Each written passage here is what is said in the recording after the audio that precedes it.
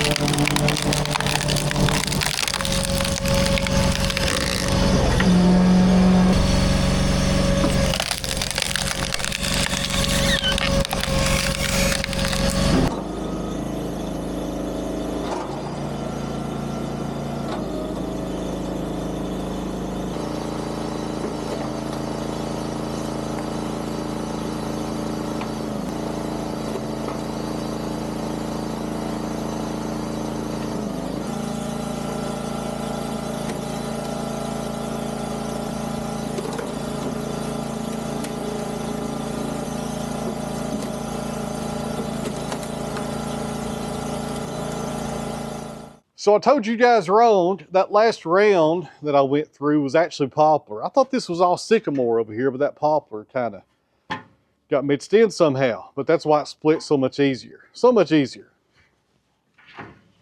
Fold this wing out of the way. That way if I use the mini skid steer, I won't be hitting this. All right, guys, here is the plans for the sawmill building going forward. The sawmill is going to stay where it's at. The log splitter may change. I may build a dedicated barn for the log splitter, but for right now, we're going to leave it over there. It's kind of out of the way. And I really like having the sawmill right here because I can bring the logs in. And I've got a 40-foot width right there on the opening of this building.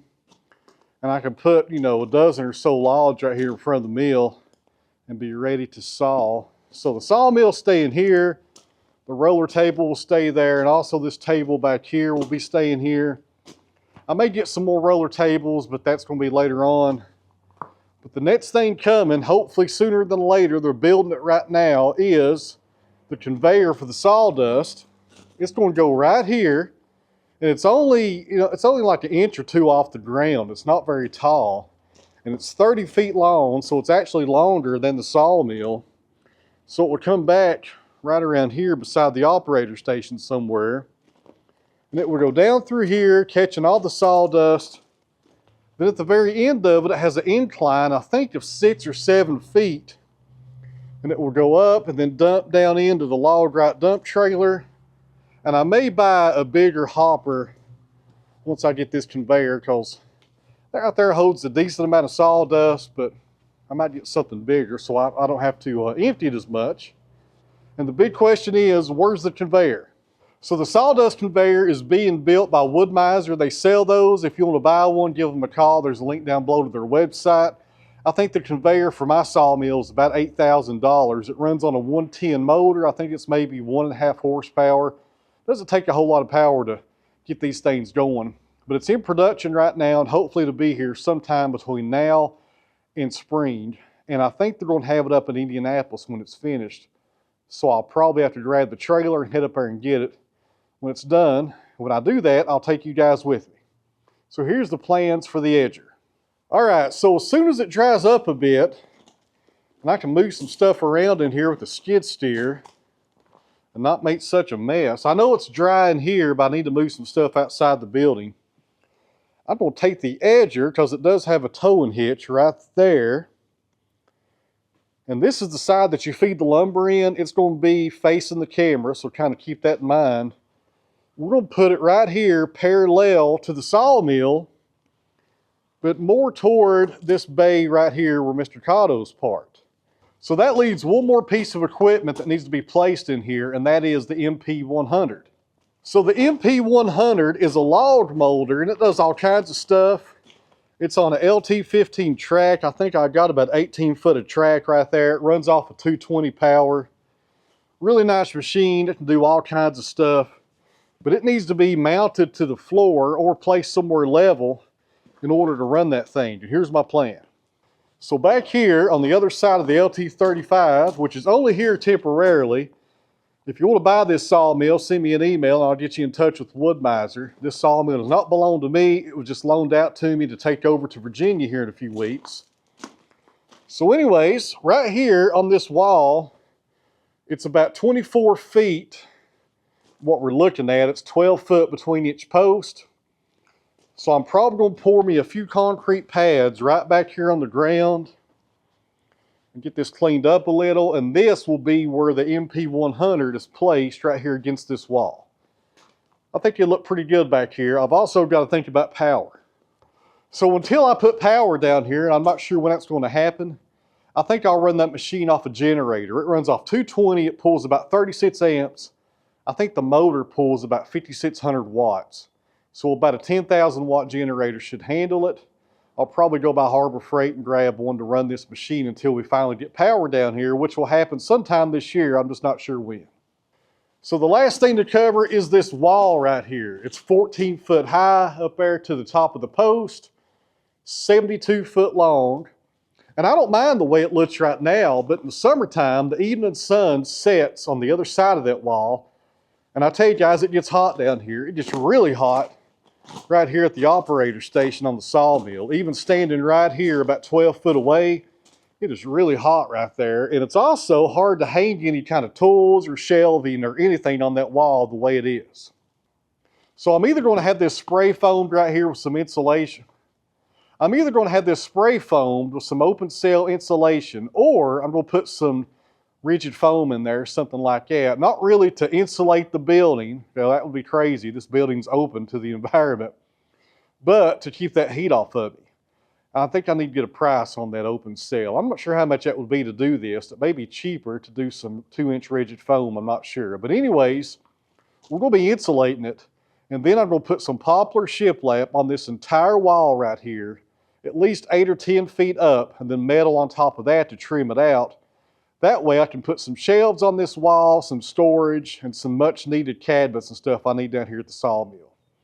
That's the plan for that, and that's why we're sawing up all this poplar, because I need to put poplar shiplap on this wall, on the new wall up there at the farm workshop, and also finish out 3 walls in the timber frame. There's a lot of poplar yet to be sawed here, guys, a lot of poplar. And also, real fast while I'm thinking about it, I got a few sticks of walnut here left for bow blanks. There's links down below in the top comment in the video description. I got to do some trim work on these little 8x8s here, or 3x8s rather. They're 12/4 by 8 inches wide. Some of it's got some bad cracking right there. I got to get rid of that. But I probably have maybe 10 or 12 bow blanks left right here. So if you want to buy one, there's a link down below in the video description and the top comment. So that's the plan on this building going forward. I think I got it pretty much, laid out the way I want it. I'm not going to be concreting this building anytime soon. Maybe one day, but probably not this year. To concrete this building is about $25,000 because it's, counting the lean-to, it's 54 by 72. That's a lot of concrete. Concrete's $250 a yard here in Tennessee right now. It's pretty expensive. But anyways, let me know down in the comments below what you guys think about my layout and what you would do different if you think you'll do something different, because I learn from you guys all the time. And let me touch on one more thing here and I'll show you guys what we're sawing today. So the last thing to touch on is this opening right here at the back. I got to do some more grade work with the excavator. As soon as it dries up some, it's just a mess back here, guys. I got this old corrugated pipe back here. I was trying to get some water away from the gutter and that kind of failed on me. The wind blew it the other day and it came off the gutter. I need to bury my pipe actually from over there underground and pick up that corner down there as well and go under the road and down into the hayfield. That's my plans on that. But anyways, This entrance right here needs some work.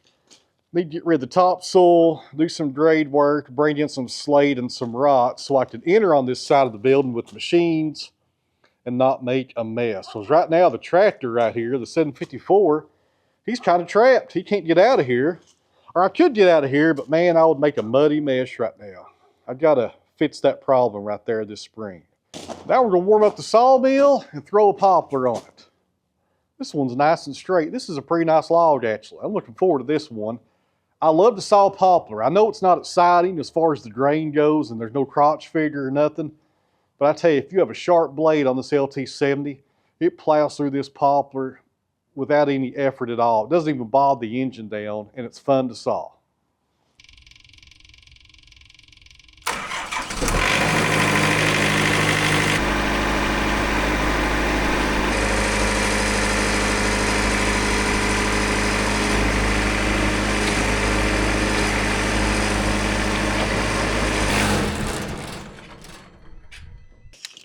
All right, guys, on the sawmill, we got a popple, just over 8 feet long. The diameter on the far side is 25 inches.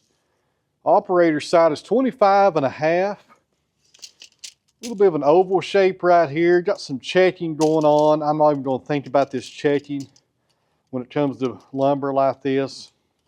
This should have been anchor sealed when it was dropped, but I got this from a tree service. It had been on the ground for a couple of weeks, and tree service guys do an anchor seal their logs. I don't blame them. I probably wouldn't either. But we got no taper here, maybe just about ½ an inch, nothing to worry about, and a nice log with a centered pith right there. You see here, 9 inches. I should be able to get most of my cants off this, then discard the pith right here by itself. Maybe cut that into like a 4x4 for firewood or something, or maybe some dunnage.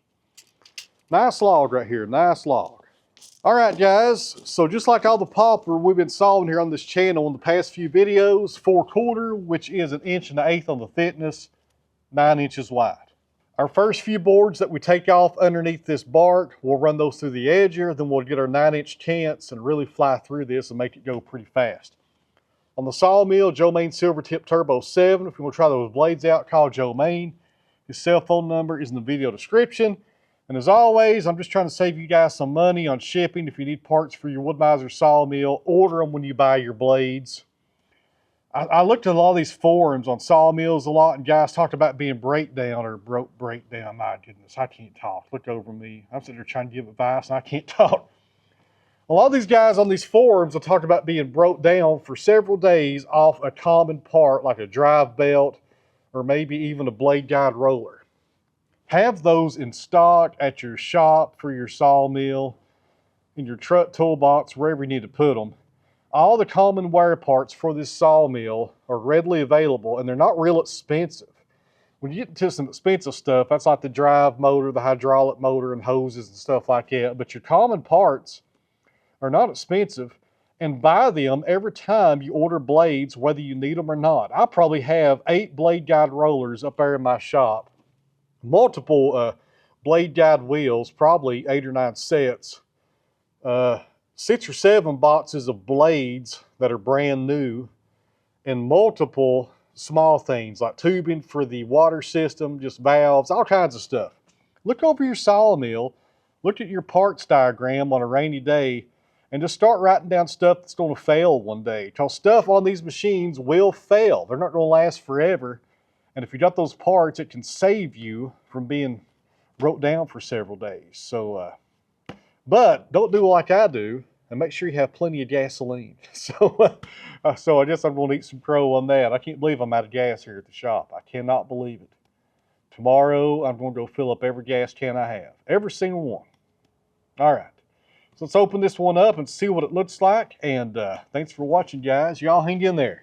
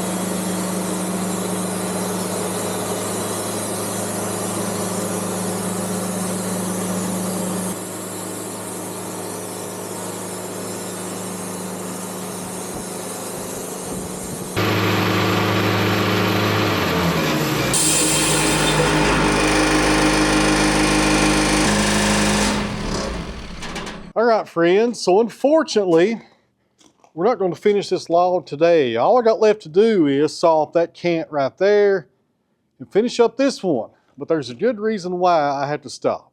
And that reason is my wife just informed me that today is Valentine's Day.